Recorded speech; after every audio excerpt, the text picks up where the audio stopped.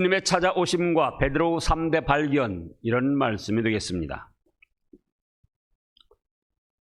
지금 교재에는 예수님께서 베드로를 부르심 이렇게만 되어 있는데, 예수님께서 찾아오심과 베드로의 3대 발견, 이렇게 할 때에 더 본문 말씀에 합당하고 확실합니다.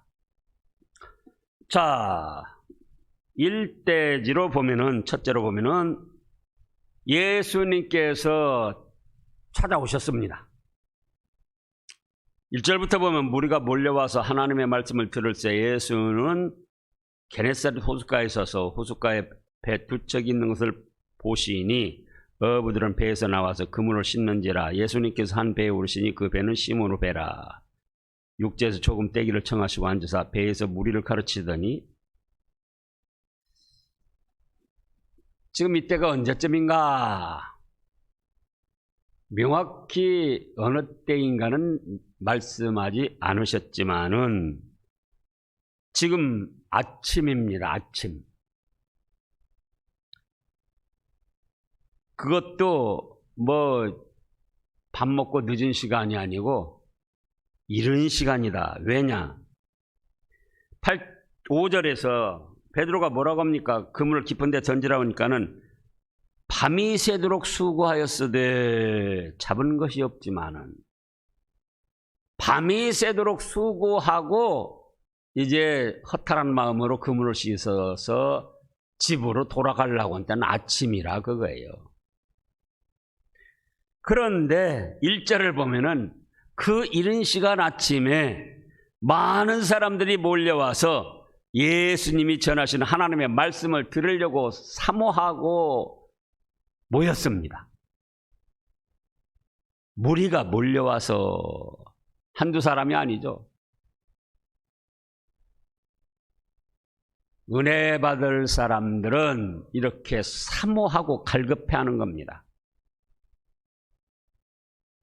그래서 아침 이른 시간부터 몰려와가지고 뭐로 몰려왔습니까? 말씀을 들으려고.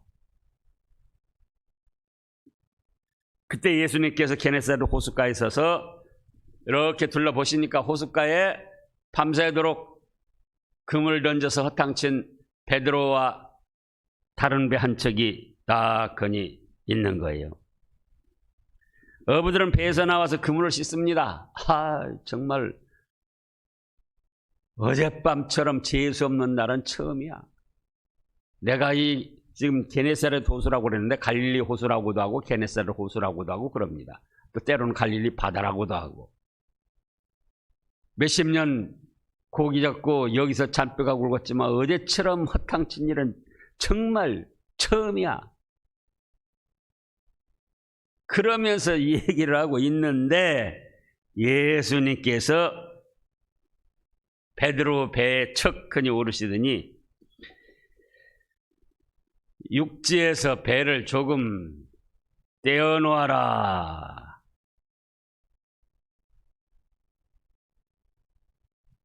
그러면 이때 베드로가 예, 그렇게 하겠습니다. 그렇게 할 수 있는 처지가 아니에요. 밤새도록 고기 잡았지만 한 마리도 못 잡고 허탕만 치고는 얼마나 피곤하고 지쳐 있는데, 이때 당시는 예수님이 알려진 때가 아니에요. 초기예요, 초기. 구세주로서 사역의 초기이기 때문에 베드로도 예수님께 대해서 확실히 몰라요. 뭐 어렴풋이는 알고 있었겠지만. 근데 밤새도록 고생하고 허탕친 사람에게 뭐 자기 배인 것처럼, 자기가 돈 주고 산 것처럼 배를 육지에서 조금 떼어라. 그런데 베드로는 예 하고 배를 육지에서 좀 띄었어요. 그랬더니 이제 많은 사람들이 있으니까 해변가에 주거니 이렇게 옹기종기 있을 거 아니에요. 배 타시고는 하나님의 말씀을 전하시는 거예요. 그리고 말씀을 전하시더니 4절에서 말씀을 마치시고 뭐라고 합니까? 시몬에게 이르되 깊은 데로 그물을 던져라. 깊은 데로 그물을 내려서 고기를 잡으라. 그러면 이때 고기의 습성으로는 밤이면은 깊은 데로 가서 잠자고 쉰다고 합니다. 그리고 해가 떠서 밝아지면은 먹을 것을 찾아서 얕은 데로 나온다는 거예요. 그게 고기들의 습성이고 어부들의 상식이에요. 또 저녁 내 그물을 던졌는데 깊은 데는 안 던져봤겠느냐 그 말씀이에요. 오른쪽, 왼쪽, 동서남북, 앞, 뒤, 깊은 데, 낮은 데, 이쪽, 저쪽 다 던져봤죠. 그런데 자기의 체험이나 상식에도 안 맞게 깊은 데로 던지라는 거예요. 그때 베드로가 뭐라고 합니까? 5절 말씀. 선생님, 우리들이 밤이 새도록 수고하였으되 잡은 것이 없지만은 말씀에 의지하여 내가 그물을 내리이다 하고 그물을 내렸어요. 그랬더니 어떻게 됐습니까? 어젯밤 깊은 곳에 10번도 더 던져봤는데 한 마리도 안 잡히더니 그물에 가득 잡혀가지고 자기 배뿐 아니라 2배가 잠길 만큼 가득 잡았습니다.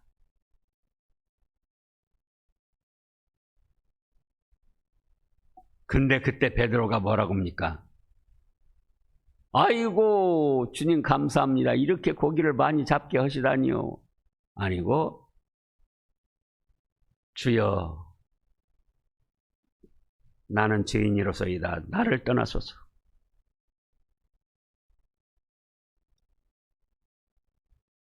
그러면 여기서 예수님은 찾아오셨다 이 말씀입니다. 첫째 대지로 누가 찾아오셨어요? 예수님이 찾아오셨어요. 예수님 실체만 찾아오신 것이 아니고 뭘로 찾아오셨습니까? 말씀으로 찾아오셨습니다. 만약에 예수님이 실체로 찾아오셨어도 말씀을 한마디 하지 않으셨다면 이런 역사가 일어나지를 않아요. 실체로 오시면서 말씀으로 찾아오셨습니다. 그런가 하면은 실체로 안 오시면서도 말씀으로는 찾아오십니다.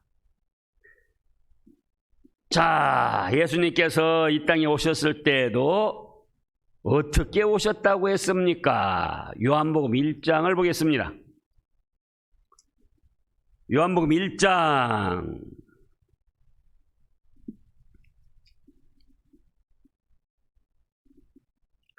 1절부터 보면은요, 태초에 말씀이 계시니라. 이 말씀은 하나님과 함께 계셨으니 이 말씀은 곧 하나님이시라. 그가 태초에 하나님과 함께 계셨고 만물이 그로 말미암아 지은 바 되었으니 지은 것이 하나도 그가 없이는 된 것이 없느니라. 14절 또 읽어보세요. 말씀이 육신이 되어 우리 가운데 거하시며 우리가 그의 영광을 보니 하나님 아버지의 독생자의 영광이요 은혜와 진리가 충만하더라. 하늘나라에서 이 땅에 오셨을 때도 말씀이 육신이 되어서 찾아오셨고 베드로를 찾아오실 때도 육신 실체와 말씀으로 찾아오셨습니다. 오늘날도 하나님의 택하신 백성들에게 예수님이 찾아오십니다. 무엇으로? 말씀으로.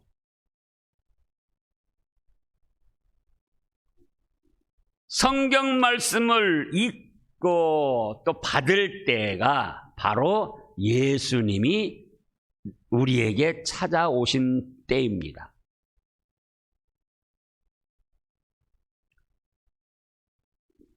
그렇게 믿고 순종할 때에 역사가 일어났어요.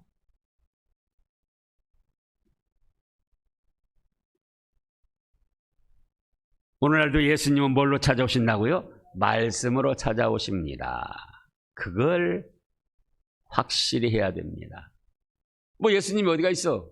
뭐 예수님이 나한테 찾아오셔? 말씀이 나에게 왔을 때는, 성경 말씀이 나에게 왔을 때는 누가 찾아오신 것이다? 예수님이 찾아오신 거예요. 예수님이.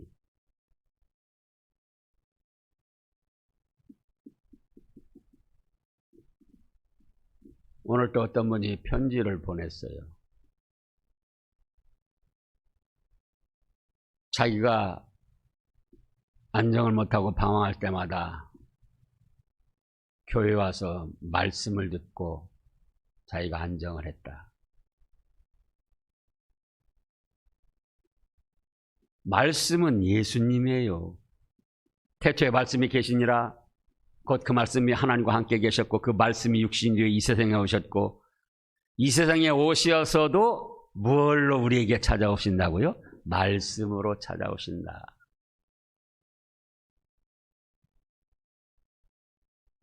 그래서 성경 66권 말씀을 존귀하게 여기고 예수님께서 나에게 찾아온 것으로 믿고 그 말씀에 예하고 순종을 해야지 돼요.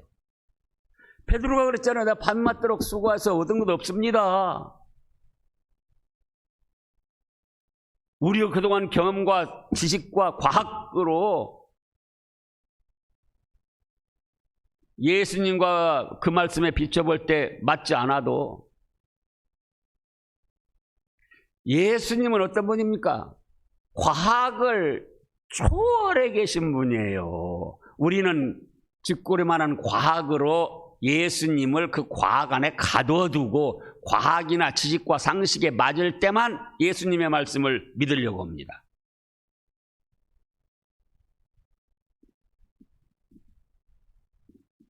개미도 자기 나름대로 과학이 있고 지식이 있을 겁니다. 병아리도 자기 나름대로 과학이 있고 지식이 있을 거예요. 개미 과학 지식으로 사람을 알 수 있습니까? 없습니까? 사람을 온전히 알 수 없어요.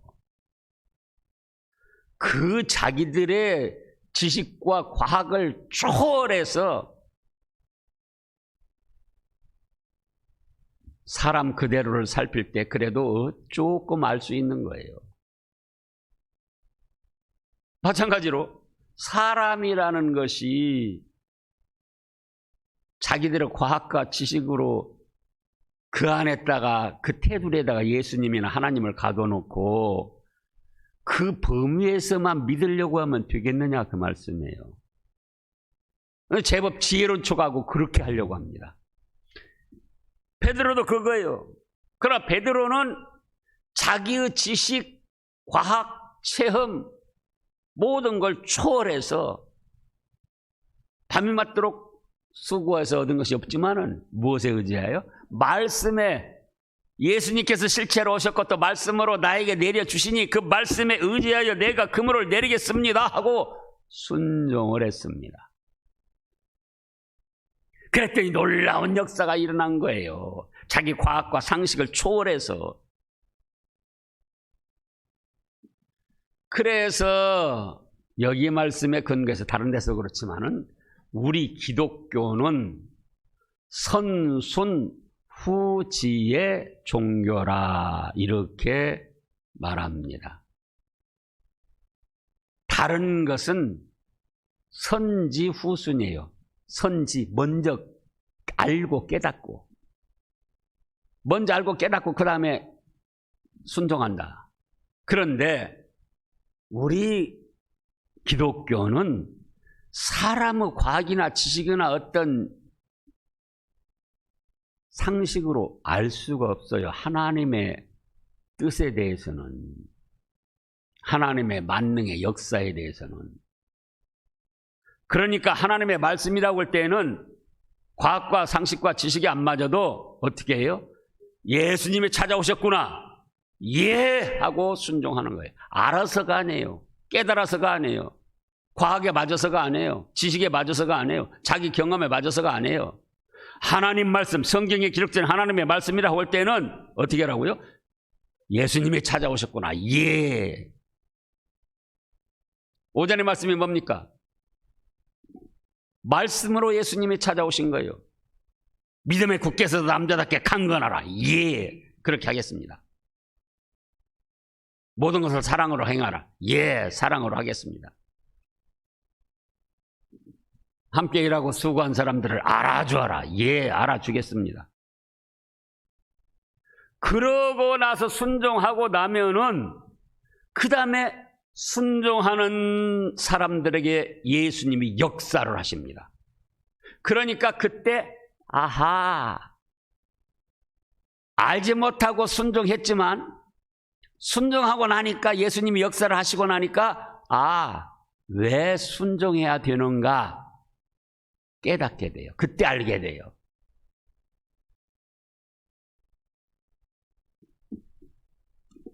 그래서 예수님은 오늘날도 우리에게 찾아오십니다. 어떻게 찾아오십니까? 말씀으로 찾아오십니다. 내가 곧 길이요 진리요 생명이니 말씀이 육신이 되어 우리 가운데 거하시고 또 육신은 가셨지만 말씀으로 여전히 우리에게 찾아오신다 이 말씀입니다. 그래서 말씀에 알지도 못하지만 자기 경험, 체험, 지식이 안 맞지만 예하고 순종하고 보니까 뭐가 일어났습니까? 주님의 역사가 일어났습니다. 2배 가득 잠길 수 있게 고기가 많이 잡혔습니다. 그때 베드로가 발견했어요. 깨달았어요. 순종하고 나서 깨달았어요. 깨닫고 나서 순종한 것이 아니라. 아하! 첫째 깨달음, 첫째 발견. 예수님은 주님이시다. 천상천하 만물을 통치하시는 주님이시다. 이걸 발견하고 깨달았습니다. 자, 보세요. 지금 5절에서는 시몬이 대답하여 이르되 선생님, 우리들이 밤이 새도록 수고하였으되 잡은 것이 없지만은 말씀에 의지하여 내가 그물을 내리다. 뭐라고 불렀습니까? 예수님을? 선생님. 말씀 가르치는 거 보니까 뭔가 아는 선생님 같아요. 자기보다는 앞선 선생님 같아요. 그래서 선생님 그랬어요. 그런데 고기를 잡고 나서는 8절에 뭐라고 합니까? 시몬 베드로가 이르되 이를 보고 예수의 무릎 아래 엎드려 이르되 뭐랍니까? 주여. 어제 저녁에 깊은데 낮은데 왼쪽 오른쪽 다 그물 던져봤는데 다른 때 다르게 한 마리도 못 잡은 원인이 뭐냐? 그게 딱 생각난 거예요. 아하, 예수님께서 바닷속의 물고기들을 지도하셨구나. 내가 그물 내릴 때마다 왼쪽으로 던지면 고기들을 오른쪽으로 옮기시고, 내가 오른쪽으로 던지면 왼쪽으로 옮기시고, 깊은 데 던지면 낮은 데로, 낮은 데 던지면 깊은 데로. 그러니 한 마리도 내가 못 잡았지. 그런데 그물 한 번 던졌는데, 깊은 데로 던지러 한 번 던졌는데 2배에 가득 잠길 정도로 잡혔다 그 말씀이에요. 고기가 차곡차곡 쌓인 거예요. 쌓여서 모여 있었던 거예요. 그물 던지는 자리에. 누가 그 고기를 불러다가 거기에 모아놓으셨는가? 아하! 물속에 있는 고기들 한두 마리도 아니고 다 예수님이 명령하시고 지도하셔가지고 내가 금을 던지는 자리에 모아놓으셨구나. 그러니 예수님은 선생님이 아니고 천하 만물 바닷속의 물고기 미물까지도 살피시고 지도하시고 다스리시는 만물의 주님이시구나. 그걸 깨달은 거예요. 그걸 발견한 거예요. 어떻게 하고 나니까? 순종하고 나니까. 그걸 아시라고요. 깨닫고 이해가 되고 상식에 맞고 과학에 맞아서 순종하는 게 아니에요. 성경 66권에 기록된 말씀이라면 예 하고 순종하면 그 다음에 누구 역사가 나타나요? 주님의 역사가 나타나니까 그때 깨닫는 거. 아하, 주님이 이래서 기도하라 하셨구나. 이래서 환난 날에 나를 부르라고 하셨구나. 이래서 안식일을 거룩히 지키라고 그랬구나. 이래서 교회에 모이기를 힘쓰라고 했구나.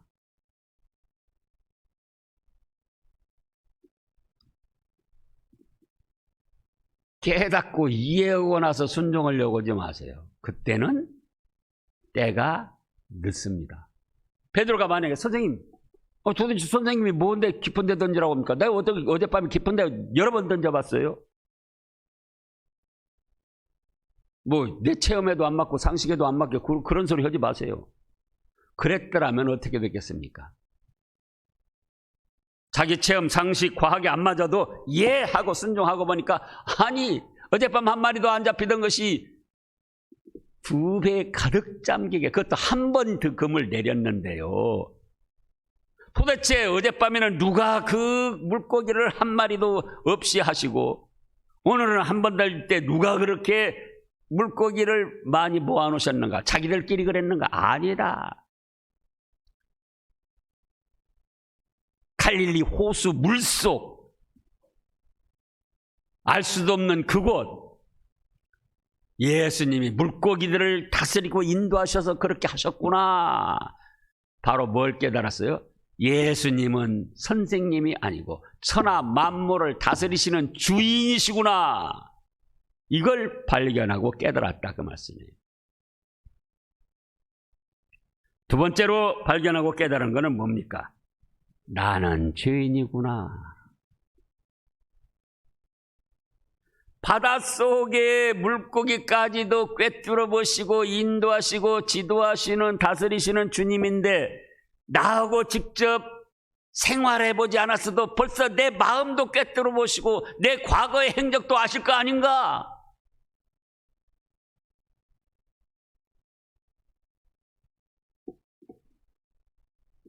솔직하게 자기 자신을 살펴보니까 자기는 무엇이더라? 죄인이더라 그거예요. 그러잖아요. 바닷물 속의 물고기까지도 꿰뚫어 보시고 인도하시고 가르쳐 지도하신 예수님이신데 그렇다면 나하고 생활하지 않았어도 내 이미 마음속도 꿰뚫어 보시고 내 과거의 행적도 낱낱이 하실 것이다. 그럼에도 나 같은 것을 찾아오셔서 말씀을 주시고 이런 은혜를 베풀어 주시니 주여. 그럼에도 주님을 몰라보고 고기 잡는 데만 생각했던 죄인입니다. 자기 죄를 발견하고 자기가 죄인임을 깨달았습니다.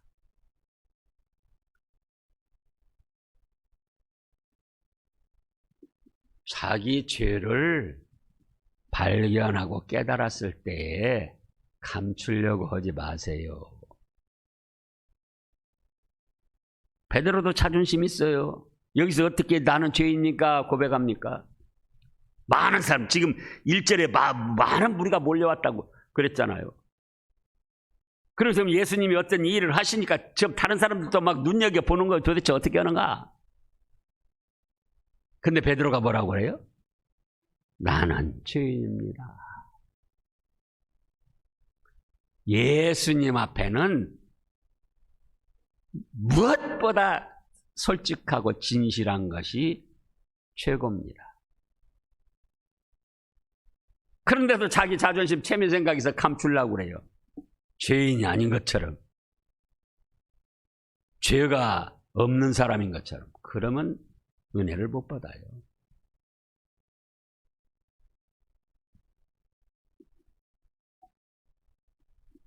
그래서 주여 나를 떠나소서 나는 죄인이로소이다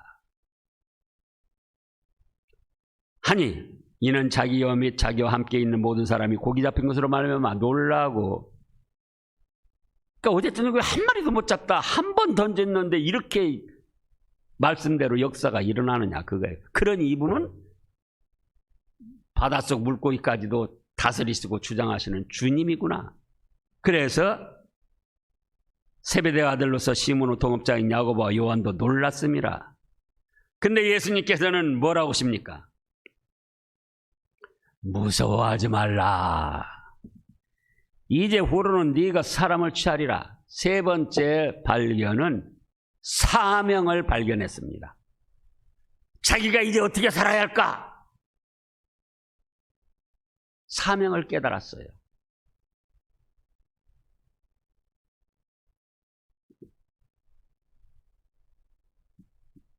무엇을 낚는 어부가 된다? 사람을 낚는 어부. 그래서 11절에 어떻게 했습니까? 11절 다 같이요. 그들이 배들을 육지에 대고 모든 것을 버려두고 예수님을 따라갔습니다. 이때 사명을 발견하고도 안 따라갔더라면 어떻게 됐겠죠? 물고기 좀 잡다가 그냥 죽고 말겠죠. 네? 믿음도 이제 식어졌을 것이고 또 사도로서 세움도 받지 못할 것이고 그런데 모든 것을 버려두고 그렇지. 예수님의 말씀에 또 예 하고 사명을 발견하고 따라갔습니다.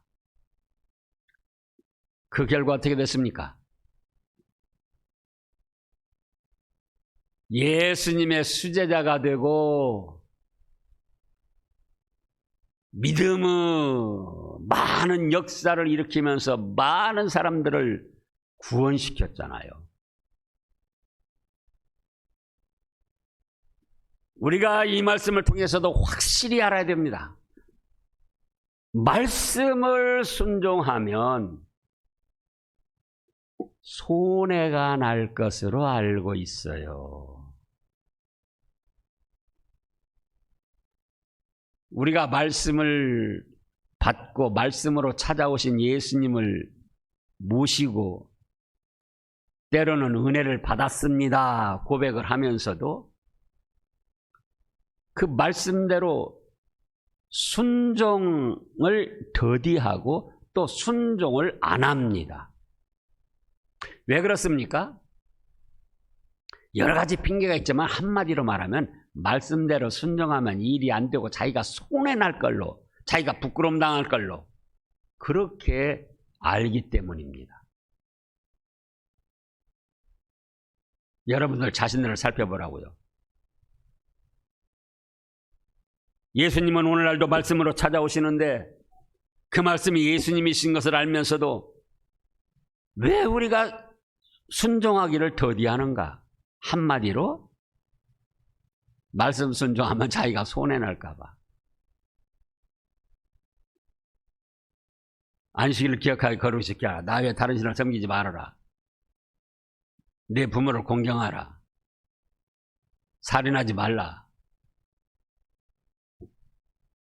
오늘 오전 말씀에서도 뭐예요?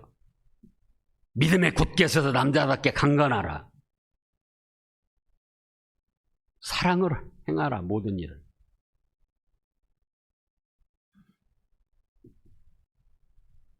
스데반아 집안처럼 성도 섬기기로 작정하고 성도를 섬기면서 교우들의 부족한 것을 채워주고 그러면서 마음을 시원하게 해주고 왜 그 좋은 일인데 왜 옳다고 생각하면서도 못하느냐? 못하는 이유가 뭡니까? 예?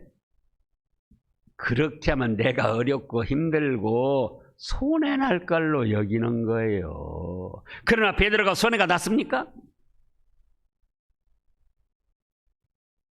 다니엘이 포로로 잡혀가서 학문을 배우는 바벨론의 국비 장학생이 됐잖아요. 인간적으로 보면은 왕이 진미와 포도주를 내려주면 아이고 영광입니다 하고 받아 먹어야지 돼요. 거기다가 그걸 거절한다? 그것도 본토인도 아니고 포로 주제에? 처형당하든지 그 자리에서 쫓겨나든지 노예로 팔려가든지. 그렇지만 말씀대로 자기 자신을 정결하게 지켜나가겠다 그거예요. 자기 자신을 더럽히지 않기로 정하고. 그랬더니 다니엘에게 어떻게 됐습니까? 손해가 났습니까? 처형을 당하든지 그 자리에서 쫓겨나든지 노예로 더 혹독한 고통을 당하든지 그렇게 될 건데 아닙니다. 말씀을 순종하니까 그 다음 말씀을 보면 뭐 했죠? 믿음의 정절을 지키려고 하니까 그 다음 말씀에 하나님께서 환관장에게 감동을 시키셨습니다.